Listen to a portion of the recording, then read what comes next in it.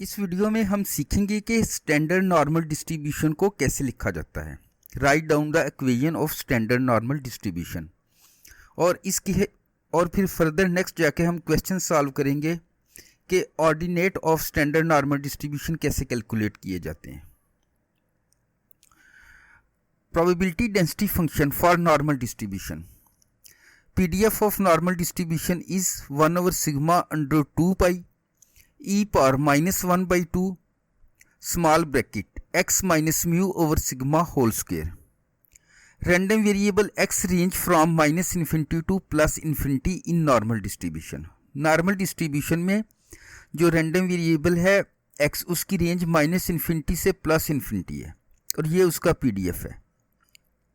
एक चीज़ याद रखें, जब भी लफ्ज़ आ जाए स्टैंडर्डाइजेशन तो उसमें मीन इज इक्वल टू 0, जिसको हम म्यू से रिप्रेजेंट करते हैं, ये ग्रीक लेटर है mu, mean is equal to 0 and standard deviation sigma is equal to 1।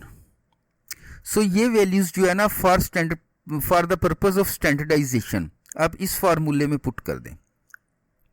1 over sigma की जगह पे 1 लिखें, 1 dot under 2 pi e power minus 1 by 2 x minus 0 over 1 whole square.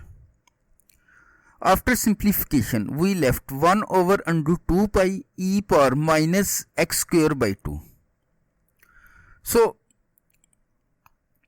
इस वेरिएबल, ये जो वेरिएबल है x minus mu over sigma, इसको हम कह सकते हैं ये कि z के बराबर है। For standardization when mean is equal to 0 and sigma is equal to 1, we write it as x minus 0 over sigma, x minus 0 over 1. So x minus 0 over 1 we write it as z, means e power minus z square by 2. For standardization this is mean is 0 and sigma standard deviation is 1, so we write it as z square. 1 over under 2 pi e power minus z square by 2, और इसकी range जो होती है वो भी minus infinity, इसकी range standard, यहाँ पे थोड़ी सी गलती है, इसकी रेंज होती है -1 टू +1। जब आप स्टैंडर्डाइजेशन कर लेते हैं तो इसकी रेंज जो होती है वो -1 टू +1 में शिफ्ट हो जाती है। Please correct here -1 to +1। Now we solve the question, find ordinates of the standard normal curve. अब हमारे पास कोई भी एक स्टैंडर्ड नॉर्मल कर्व है और हमने उसके ऑर्डिनेट फाइंड करने हैं। पहला क्वेश्चन ये होता है कि ऑर्डिनेट होते क्या है। उसके लिए आप इस कोऑर्डिनेट सिस्टम को समझे।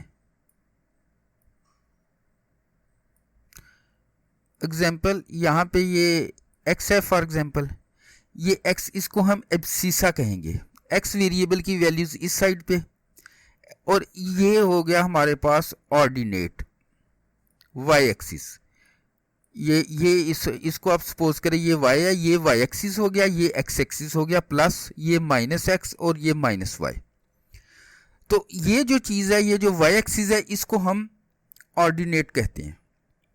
दूसरे लफ्ज़ों में जब आप ये डिस्टेंस फाइंड करना चाहें ऑर्डिनेट का, distance of the point on y axis, तो वो हमारा ऑर्डिनेट होता है।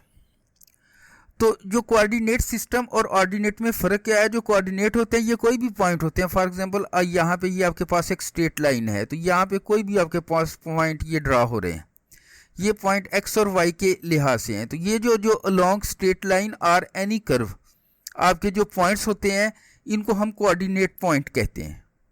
और इन्हीं कोऑर्डिनेट पॉइंट को हम जब इक्वेट करते हैं ऑन ऑर्डिनेट, तो इसको हम ऑन y एक्सिस, तो इसको हम ऑर्डिनेट कहा जाता है। और इसी ऑर्डिनेट का जब आप डिस्टेंस फाइंड करना चाहते हैं, ये ऑन y एक्सिस आप जब पॉइंट का डिस्टेंस फाइंड करना चाहते हो, तो ये आपका ऑर्डिनेट कहलाता है। तो अब हम ये ऑर्डिनेट जो होते हैं ये इसको कैलकुलेट करते हैं।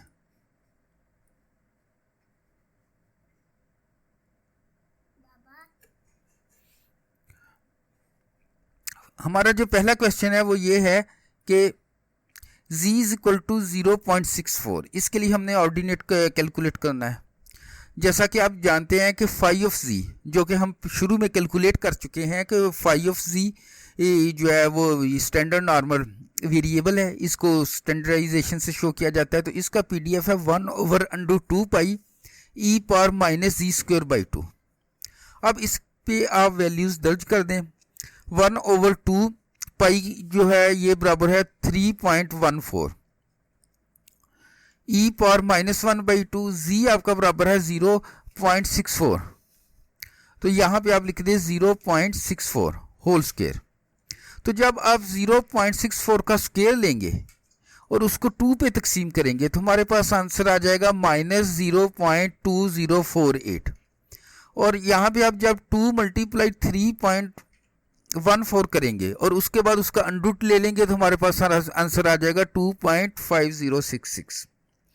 अब आप जो एक्सपोनेंट है इसकी वैल्यू फाइंड करें -0.2048, वो आपके पास आंसर आ जाएगा 0.8148 divided by 2.5066।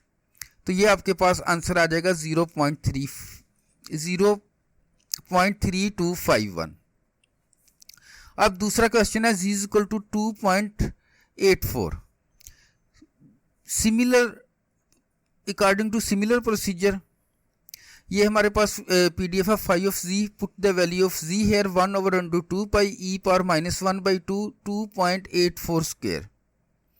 When you take the square of this term 2.84 और फिर उसके बाद इसको 2 पे तकसीम कर दें और इसकी जो है ना वैल्यू फॉर एक्सपोनेंट के लिए कैलकुलेट करें तो हमारे पास ये आ जाएगा 0.0071।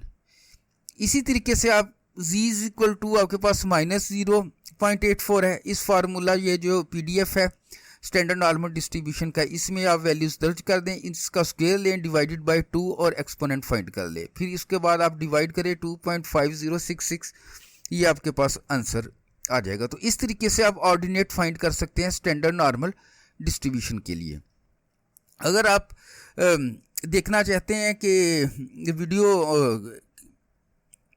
Point of inflection of normal distribution और कब बाइनोमियल डिस्ट्रीब्यूशन अप्रोच करती है नॉर्मल डिस्ट्रीब्यूशन को, MCQs of normal distribution, then click the link in front of your screen. Thanks for watching.